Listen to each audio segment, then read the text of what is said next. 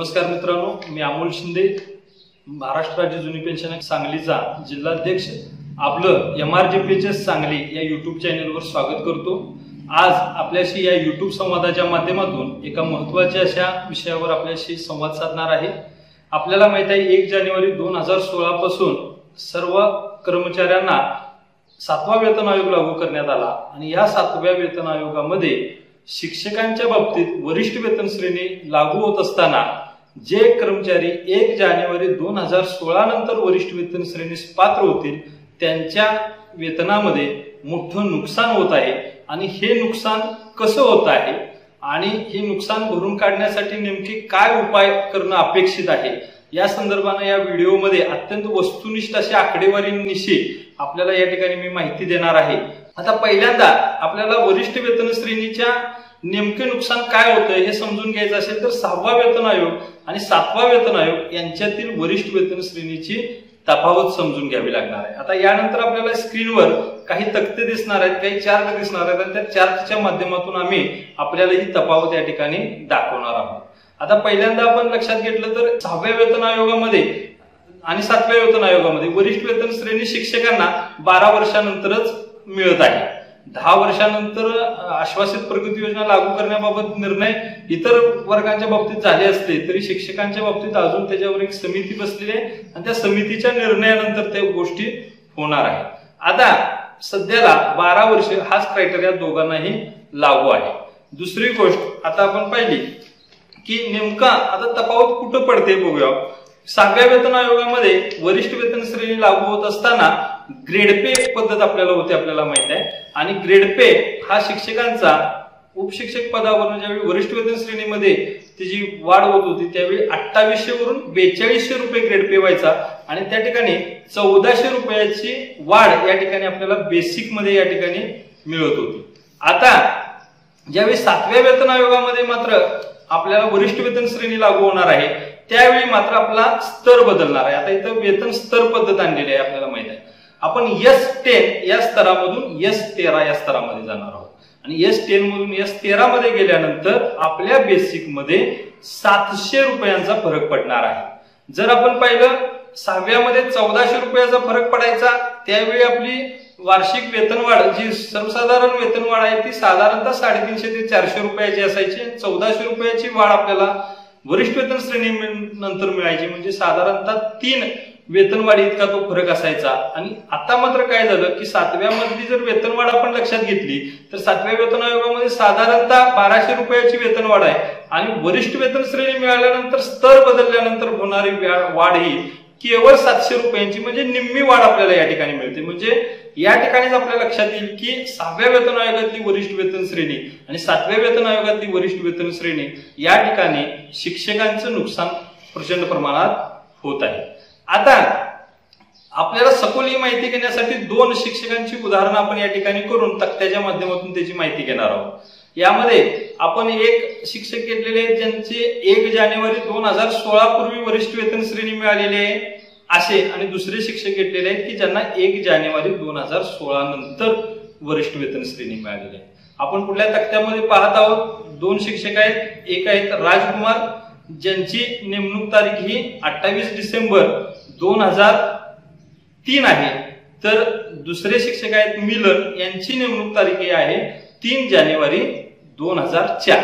आता दोघांच्या मधली तफावत पाहिली तर एक 2003 मध्ये लागलेले आहेत आणि एक 2004 मध्ये जरी लागले असले तरी दोघांच्या सेवेमधली तफावत ही केवळ 6 दिवसांची तफावत आहे। आता या दोघांना वरिष्ठ वेतन श्रेणी कधी लागू होईल तर 12 वर्षानंतरच लागू होणार आहे। राजकुमार यांना त्यांच्या 28 डिसेंबर 2015 रोजी वरिष्ठ वेतन श्रेणी लागू होणार आहे आणि 28 डिसेंबर 2015 ला राजकुमार यांना वरिष्ठ वेतन श्रेणी मिळाली असल्या कारणानं ते 7व्या वेतन आयोगात येत असताना 1 जानेवारी 2016 ला वेतन निश्चित होत असताना त्या पदावरच त्यांची वेतन श्रेणी निश्चित होणार आहे। तर मिलन यांना मात्र पुढे जाऊन 3 जानेवारी 2016 ला वरिष्ठ वेतन श्रेणी मिळणार आहे आणि आता त्यांची वेतन निश्चिती 1 जानेवारी 16 ला होत असताना त्यांचं जे मूळ बेसिक अधिक 2800 ग्रेड पे याच्यावरच होणार आहे। आता आपण तक्त्यामध्ये पाहूया की दोघांच्या मधील नेमकी तफावत काय आहे। तर 6व्या वेतन आयोगानुसार दोघांच्या नेमणूक तारखेमध्ये आणि वरिष्ठ वेतन श्रेणी 7व्या वेतन आयोगात दोन्हीच्या मध्ये जर पाहिलं तर दोघांच्या मध्ये 6 दिवसाचेच फरक आहे दोन्ही बाबतीत, वरिष्ठ वेतन श्रेणी मिळण्याच्या बाबतीत आणि नेमणूक दिनांकाच्या बाबतीत। आता 6व्या वेतन आयोगानुसार वरिष्ठ वेतन श्रेणी मिळाल्यास दोघांना कशा पद्धतीने मिळणार होती हे या कॉलम मध्ये आपल्याला लक्षात येईल बघा। राजकुमार यांचं 12,070 रुपये हे बेसिक वेतन 28 डिसेंबर 2015चं होतं आणि त्या दिवशी त्यांचं 2800 ग्रेड पे बदलून 4200 ग्रेड पे त्यांना मिळाला आणि त्यांचं एकूण वेतन हे 16,270 रुपये झालं। आणि मिलन यांना जर आहे असंच 3 जानेवारीला जर त्यांना रेग्युलर वरिष्ठ वेतन श्रेणी मिळाली असती तर 11,630 रुपये हे त्यांचं बेसिक वेतन होतं आणि 2800 वरून त्यांना 4200 रुपये ग्रेड पे बदलून मिळाला आणि 15,830 रुपये हा त्यांचं एकूण वेतन झाला। राजकुमार यांचं एकूण वेतन 16,270, मिलन यांचं 15,830 आणि दोघांच्या वेतनातील फरक बघितला तर तो 440 रुपयांचा आहे। 440 रुपये जर आपण पूर्वीच्या 6व्या वेतन आयोगातले पगार लक्षात घेतले तर एक वेतनवाढ इतकी ती दोघांच्या वेतनामधील फरक आहे आणि तो अपेक्षित आहे। आता 7व्या वेतन आयोगामध्ये ज्यावेळी दोघंही गेले त्यावेळी मात्र यांच्यामधील तफावत किती झाली हे आता आपण पुढे पाहणार आहोत। 7व्या वेतन आयोगानुसार 1/1/16 ज्यावेळी वेतन निश्चिती झाली, राजकुमार यांची S13 मध्ये वेतन निश्चिती झाली आणि त्यांचं वेतन 42,300 रुपये निश्चित करण्यात आले। तर मिलन यांचं वेतन आपण पाहिलेलं आहे की 1/1/16 39,200 रुपये निश्चित झालं आणि दोघांच्या वेतनामधील फरक 3100 रुपयांचा आहे। 3,100 रुपये इतका फरक या ठिकाणी झालेला आहे।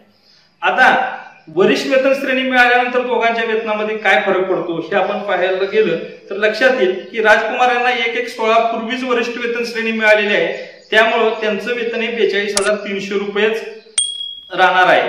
तर मिलन यांना मात्र 3 जानेवारी रोजी S10 या स्तरातून S13 या स्तरामध्ये स्तरवाढ त्यांची होणार आहे, ते पुढल्या टप्प्यामध्ये जाणार आहे।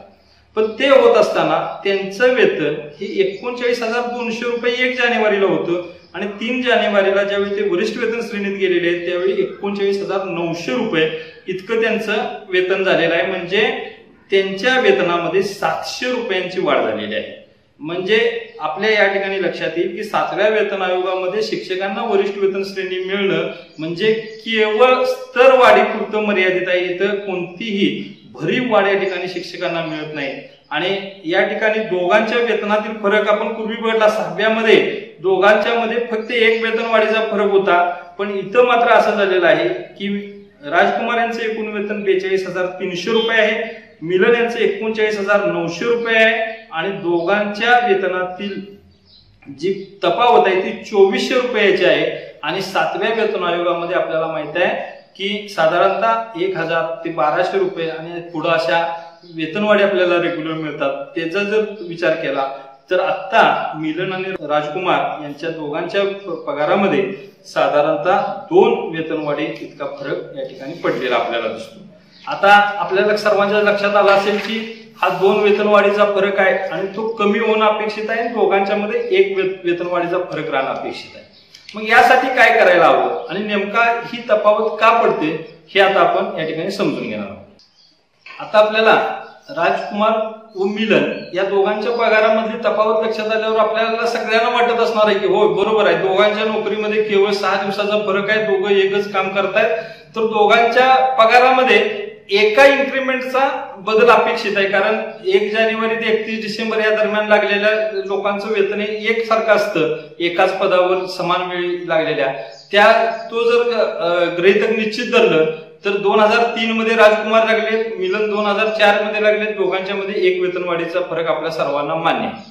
परंतु इथं व्हायला लागले असं की 7व्या मध्ये 2 वेतनवाढीचा फरक पडतोय आणि तो 1 वेतनवाढी इतका असणं या ठिकाणी मिलन यांना 1 वेतनवाढ जादा मिळणं गरजेचे आहे आणि ती कशी मिळली पाहिजे आणि त्यासाठी काय केलं पाहिजे हे पाहण्यासाठी आपल्याला आता इथून पुढला व्हिडिओ पाहायचा आहे। आणि हे सर्व व्हिडिओ करण्यामागचा उद्देशच आहे की आपण नेमकेपणाने यामध्ये होणारी तफावत लक्षात घेऊन ती सोडवण्यासाठी सर्वांनी प्रयत्न करणं अपेक्षित आहे। आता या ठिकाणी आपण पुन्हा एकदा तक्त्याच्या माध्यमातून पाहणार आहोत की राजकुमार आणि मिलन यांच्यामधली जी तफावत आहे ती नेमकी का पडली, तर यामागलं कारण आपल्याला पहिल्यांदा समजून घेऊया, आपण लक्षात घेऊया की 6व्या वेतन आयोगामध्ये किंवा यापूर्वीच्या वेतन आयोगामध्ये आणि आताच्या वेतन आयोगामध्ये एक समान बाब झालेली आहे की शिक्षकाचं पद हे अकार्यात्मक धरलेलं आहे आणि इतर काही पद आहेत ती कार्यात्मक आहे. जे पद इतर कर्मचाऱ्यांची कार्यात्मक धरली गेलेली आहेत त्यांना वरिष्ठ वेतन श्रेणी मिळत असताना कार्यात्मक पदामध्ये ती पदोन्नती धरली जाते आणि त्या ठिकाणी एक वेतन वाढ दिली जाते.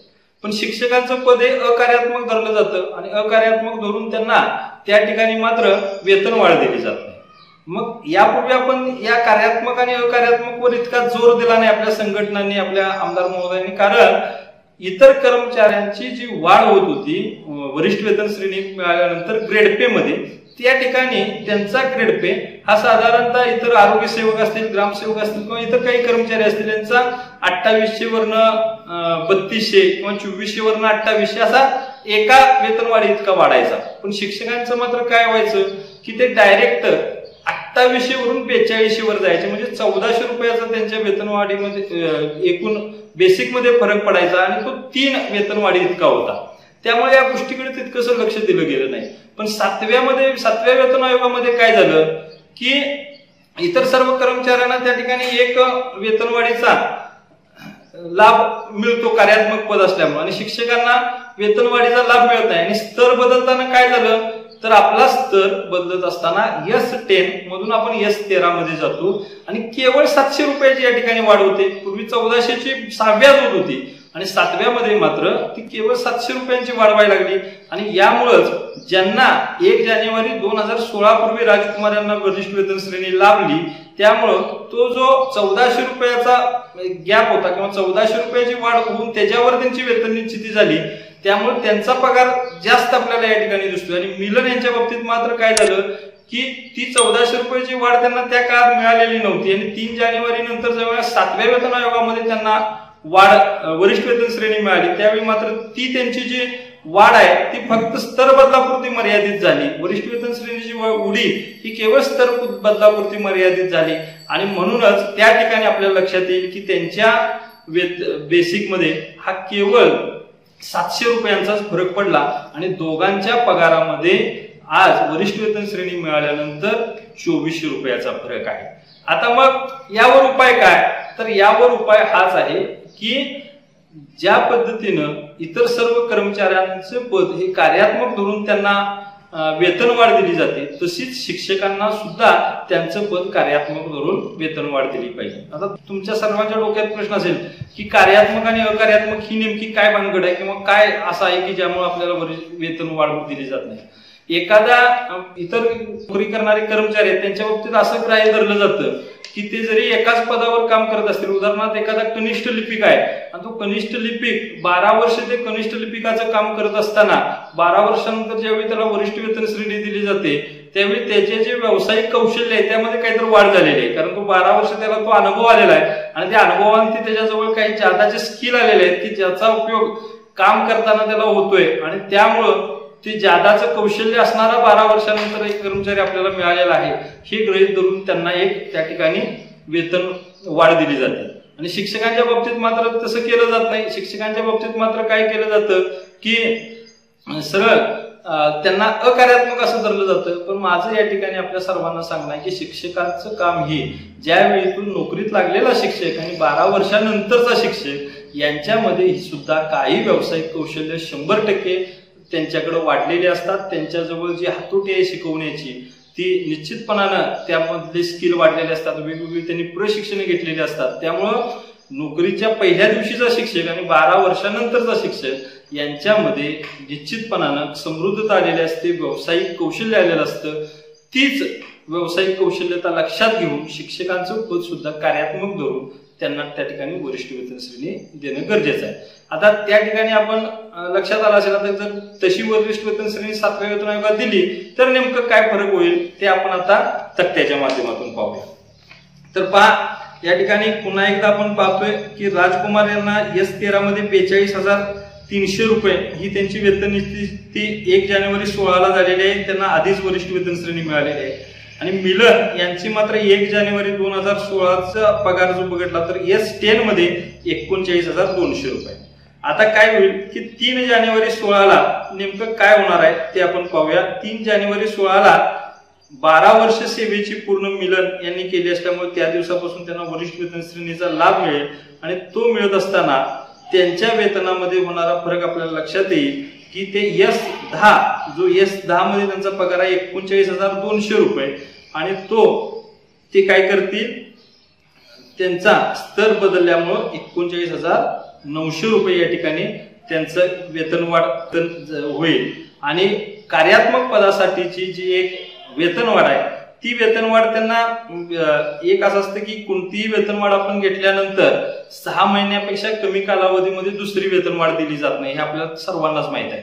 त्यामुळे ते काय करतील की ते त्या ठिकाणी विकल्प घेतील वेतनवाढीचा साधारणतः जुलैचा आणि मग पुढं जुलैमध्ये त्यांना वेतनवाढ जर घेतली त्यांनी तर जुलैमध्ये त्यांना त्या ठिकाणी 2 इन्क्रीमेंट त्या ठिकाणी मिळणार आहेत. एक रेग्युलरची इन्क्रीमेंट मिळणार आहे आणि एक दुसरी इन्क्रीमेंट मिळणार आहे ती वरिष्ठ वेतन श्रेणीची. आणि मग दोघांच्या पगारामधला जर फरक आपण बघितला जर आपण ग्राह्य धरलं की 3 जानेवारीला त्यांनी एक वरिष्ठ वेतन श्रेणीची इन्क्रीमेंट घेतली तर राजकुमार यांचा जो पगार आहे तो 42,300 असेल आणि मिलन यांचा पगार मात्र त्या दिवशी 39,900 अधिक 1,200 रुपये वेतनवाढ 41,100 रुपये एकूण वेतन होईल. आणि दोघांच्या पगारामधला फरक हा केवळ 1,200 रुपयाचा राहील. म्हणजे तो आत्ताच्या 7व्या वेतन आयोगानुसार एका वेतनवाढी इतका तो फरक राहणार आहे. आणि दोघांच्या मध्ये आणि हीच आपल्या सर्वांना अपेक्षा आहे की मिलन आणि राजकुमार सर हे दोघं एका वर्षाच्या फरकाने 6 दिवसाचा जरी असला तरी ते नोकरीत आलेले आहेत. त्यामुळे त्यांच्या वरिष्ठ वेतन श्रेणीनंतरचा 7व्या वेतन आयोगामध्ये जो पडणारा पगार आहे त्यामध्ये एका वेतनवाढीचाच फरक असला पाहिजे. आणि या पद्धतीने जर आपण पाहिलं तर कार्यात्मक पद धरून वेतनवाढ दिली तर त्या ठिकाणी एका वेतनवाढीचा फरक आपल्याला राहणार आहे. आता आपल्या सर्वांच्या लक्षात आलं असेल की नेमका 7व्या वेतन आयोग आणि 6व्या वेतन आयोगामध्ये वरिष्ठ वेतन श्रेणी मिळताना जी तफावत आहे ती नेमकी तफावत कोठे होते आणि ती तफावत दूर करायची असेल तर आपल्या सर्वांना आपलं पद हे कार्यात्मक मध्ये धरून 1 जानेवारी 2004 नंतर जे सेवेत आलेले आहेत आणि 1 जानेवारी 2016 नंतर ज्यांना वरिष्ठ वेतन श्रेणी मिळालेली आहे त्या सर्वांचं पद हे कार्यात्मक मध्ये धरून त्यांना त्या ठिकाणी वेतन वाढ वरिष्ठ वेतन श्रेणीसोबत देण्याबाबत सुधारणा वेतन आयोगामध्ये करणं गरजेचं आहे. वेतन आयोग सुधारणा खंड आता त्या संदर्भात कार्यवाही शासन स्तरावर सुरू आहे. सर्व सन्मान्य शिक्षक आमदार महोदय सर्व शिक्षक संघटनांचे राज्याध्यक्ष पदाधिकारी आणि सर्वच आपल्या 1 जानेवारी 2004 नंतर सेवेत आलेल्या सर्व शिक्षकांनाही विनंती करतो की आपण आपल्या पगारामध्ये होणारी ही जी तफावत आहे आणि आपलं नुकसान आपण लक्षात घ्यावं आणि हे नुकसान दूर करण्यासाठी आपण आग्रही असलं पाहिजे. कारण आपल्याला माहित आहे की आता 1,200 रुपयाची वेतनवाढ इतका जरी फरक दिसत असेल तरी तो जसजसं वर्ष वाढत जातील आणि जसजसं महागाई भत्त्यामध्ये फरक पडेल तसतसं ती दरी रुंदावत जाणार आहे. आणि एका वर्षाच्या किंवा 6 दिवसाच्या अंतरानं नोकरीला आलेले राजकुमार सर आणि मिलन सर यांच्या पगारामध्ये भविष्यात जाऊन आत्ताच जर तुम्ही पाहिलं तर एकूण वेतनामध्ये 3,000 रुपयाचा ते 3,500 रुपयाचा फरक आपल्याला या ठिकाणी दिसतोय आणि तो पुढे रुंदावत जाऊन 7,000 ते 8,000 10,000 रुपयाचा वाढत जाणार आहे. आणि ते होणारं नुकसान टाळण्यासाठी वेळीच आपण सर्वांनी लक्ष या गोष्टीकडे देऊन आपल्या सर्व मित्रांना या संदर्भात सजग कराल अशी अपेक्षा करतो. या संदर्भात आपल्या आणखी काही शंका असतील तर आपण जरूर कमेंट बॉक्समध्ये कमेंट कराव्यात. आपल्या सर्व शंकांना उत्तरं देण्याचा प्रयत्न आम्ही MRGPHS सांगलीच्या वतीनं करू. धन्यवाद.